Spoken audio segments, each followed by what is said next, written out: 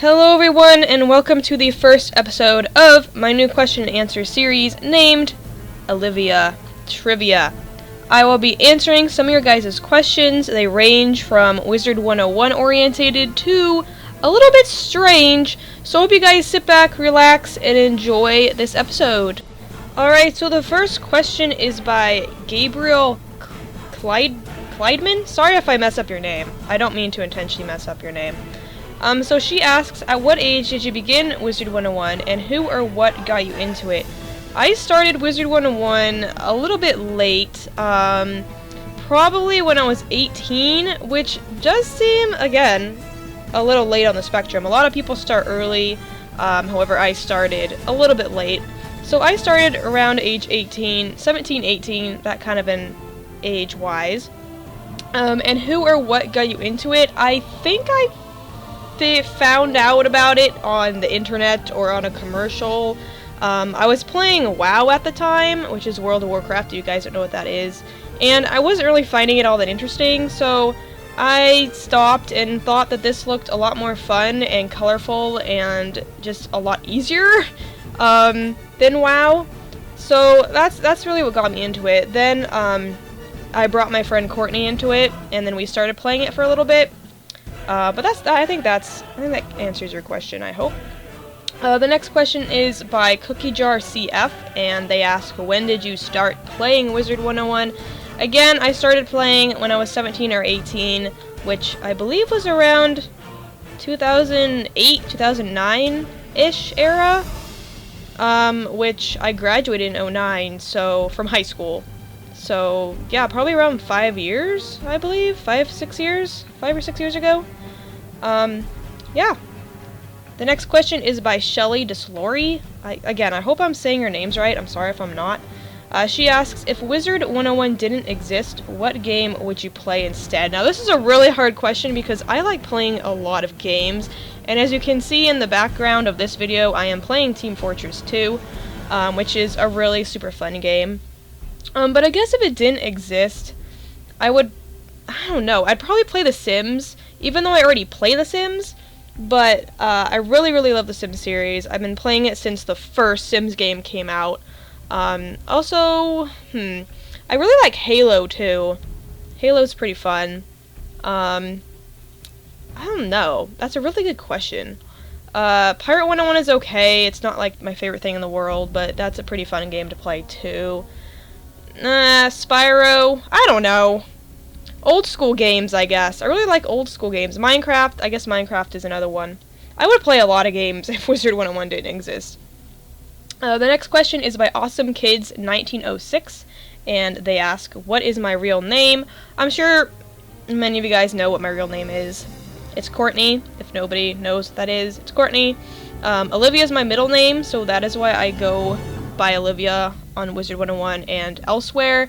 I really wish Olivia was my first name, but my mom made me have the name of Courtney being my first name and Olivia being my middle name, which I don't mind. I like it. It's good. I like having Olivia in my name, period. I'm actually named after my great-grandmother, Olivia, I think. And then my mom named me after a preschool kid, because she thought Courtney was a cute name, I guess. I don't know. So I guess that answers your question. The next question is by Jordan Fireflame. He asks, what was my hardest subject in school? Math by far. I don't know if any of you guys know, but I was diagnosed with Asperger's syndrome, which is a form of autism, when I was 13. And math has always been my worst subject.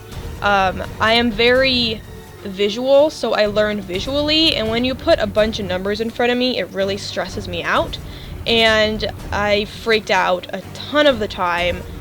Me and my dad would get into arguments over homework because I didn't understand what he was talking about, and I was getting frustrated, and I would start crying, and it would just be a total disaster. So as soon as I hit college, I'm like, no math ever again. And I guess the part that really sucks is the fact that a lot of the things I wanted to major in involved math, and I knew that if I were to ever get into any of those types of fields, I wouldn't go very far. So I guess math would probably be my hardest subject, just because, number one, I don't like math, and I'm not that good at it. I don't even know when we're going to use the Pythagorean theorem in real life. Let me know if you guys have ever used the Pythagorean theorem, I can't even say it, in real life, because I have never used it past college. So, I don't know. I guess math is probably my hardest subject, and I'm never, ever, ever doing it again, and thankfully I don't have to do it again. Alright, the next question is by Austin Legends. He asks, do you love roller coasters? Yes, I love roller coasters. Any stories you'd like to tell us about your experience with roller coasters? Yes, I do have one experience. Actually, I have a couple experiences. So the first experience was when I went on my first loop roller coaster. I think I was around 10, 11, 12, that range. I lived in California at the time, and we lived about 8 miles from Disneyland, so we would always go to Disneyland all the time. And they first opened up California Adventures, which is basically the second part to Disneyland, and they built this roller coaster called California Screamin', and it was the first looping roller coaster.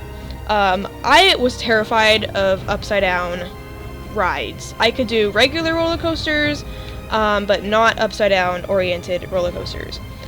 So my dad, being the dad that he is, which he's a roller coaster junkie, decided to drag me on, literally, to the roller coaster.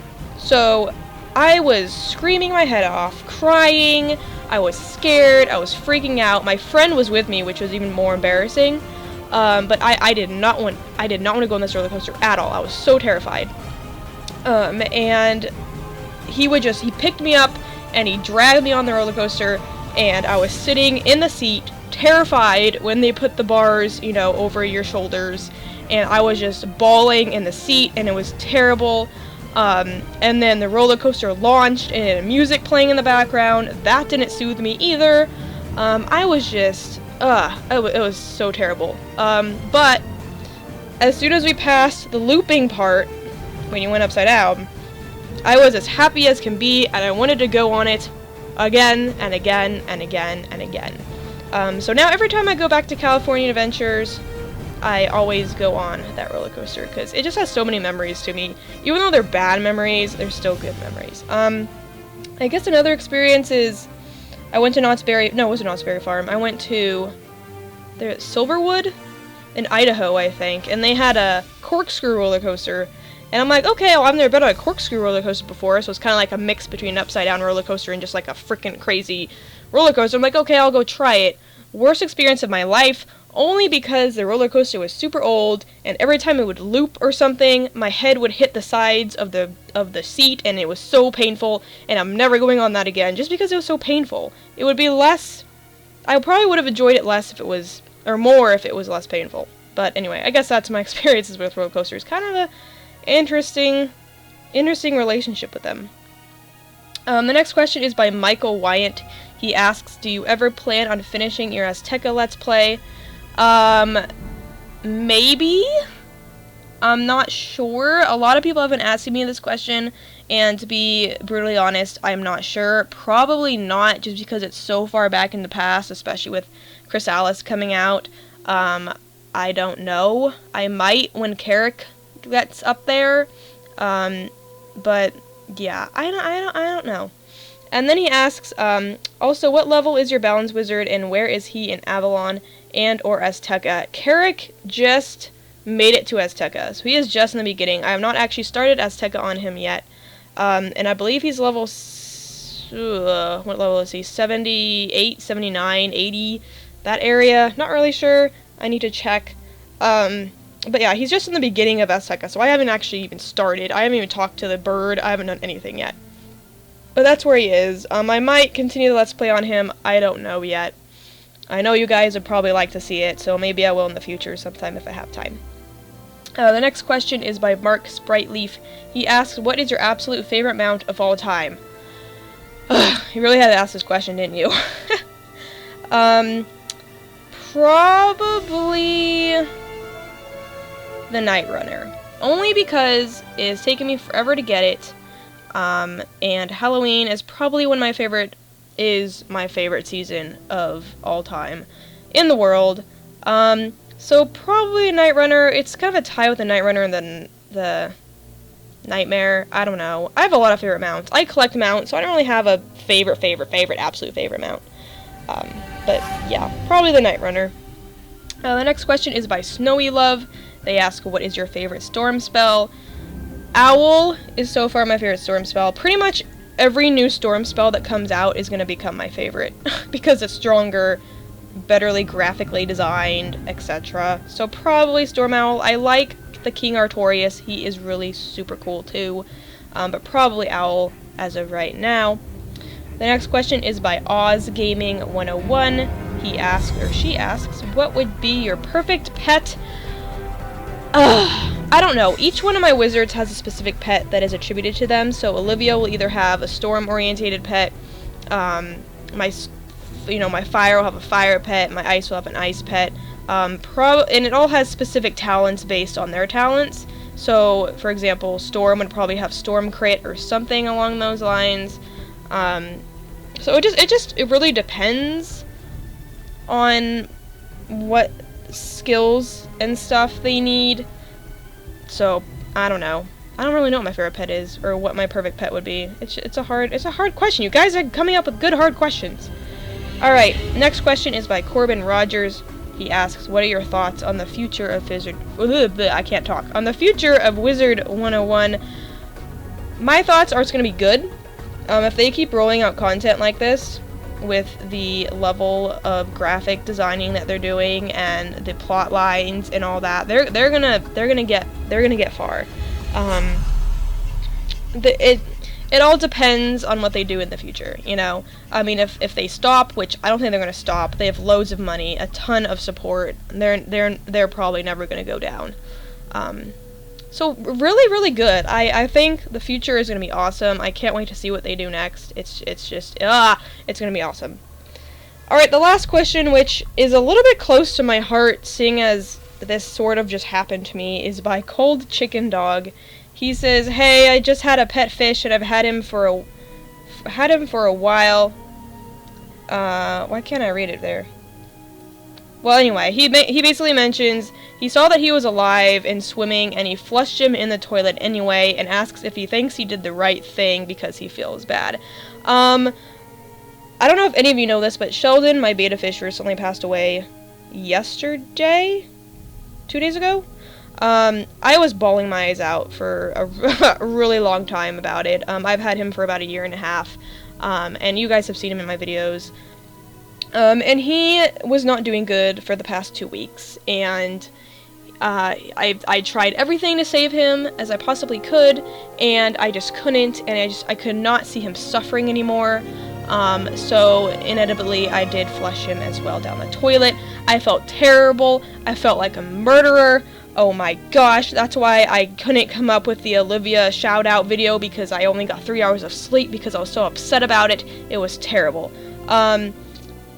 If you did the right thing, I personally think you did, because you put the animal out of its misery. Even if it wasn't the right way to put it out of its misery, I still feel like you put it out of its misery, and that's always good, because you don't want to be staring at a fish that's struggling. At least I wouldn't want to. So I think you did the right thing. That's just me, though, because I did the same thing, which I thought was really ironic, because that just happened to me, and you're asking me that question. So I thought I had to throw that in. However, I am getting another fish, probably today. I'm really excited about it because I got a new tank and everything, and it's awesome. Anyway, that wraps up my questions. Sorry if it was a bit of a hurry. I wanted to get this out quick for you guys and answer everything that I try to get. If you guys do want to leave more questions, please post them in the comment section below, and I will try to get to them in my next episode. Thanks everybody for watching. I hope you have a fabulous day, and yeah, just thanks for watching. Bye everybody!